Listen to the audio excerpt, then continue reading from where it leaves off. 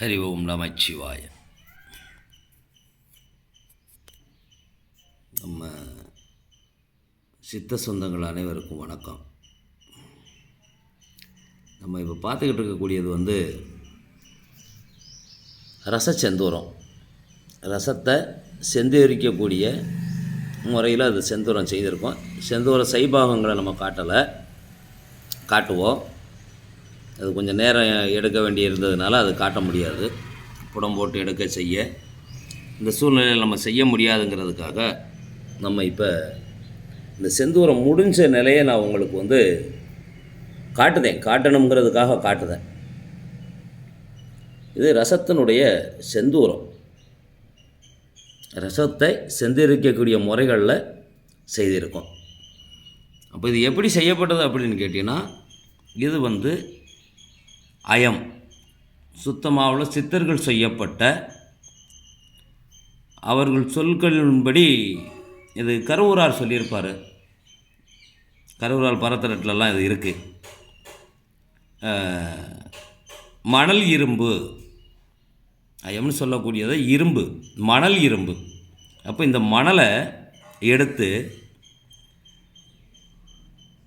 இரும்புக்கு ஒட்டக்கூடிய மணல், அந்த இரும்பு மணல் இரும்பால் செய்யப்பட்ட இந்த செந்தூரம். இது வேறு ஒன்றும் அல்ல, அயத்தால் எடுக்கப்பட்டது தான். இது அயச்செந்தூரம். அயம் என்பது இரும்பு, கடைகள் நம்ம வாங்கி செய்யக்கூடிய இரும்புகள் அல்ல. இது மணல் இரும்பு, அதிலிருந்து பிரித்து எடுக்கப்பட்ட செந்தூரம்தான் இந்த செந்தூரம். இது அவர்கள் சொல்லப்பட்ட அத்தனை வித்தைகளும் விளையாடலை. இந்த செந்தூரத்தை நம்ம எந்த நிலைக்கு வேணாலும் கொண்டு போகலாம். மருந்து அருமையாக வந்திருக்கு. இது வாதத்துக்கும் வைத்தியத்துக்கும் மாந்திரியத்துக்கும் அனைத்துக்கும் செல்லக்கூடிய ஒரே செந்தூரம் அயன்தான்.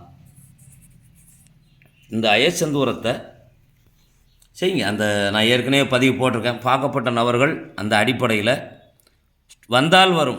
இந்த நிறத்துக்கு செந்தூரம் அப்படின்னு சொன்னாலே செந்தூரம் இந்த நிறம் வரணும். சிவந்த நிறம், செந்தூர நிறம்ங்கிறது இதுதான். கேட்டீங்களா?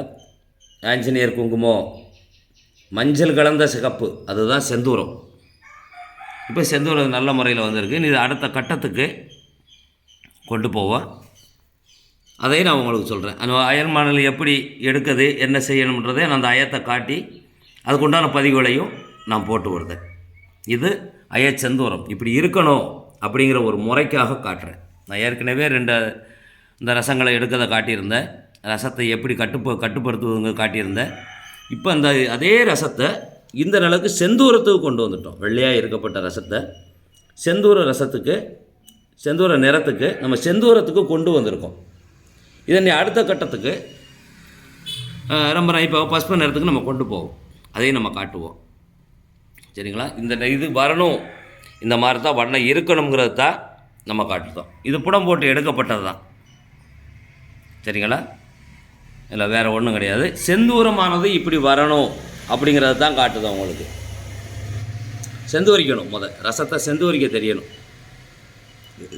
இரும்பால் மணல் இரும்பு, மணல் சுத்தமாக சொல்லப்போனால் அயன்னு சொல்லக்கூடியது அதுதான், மணல் தான்.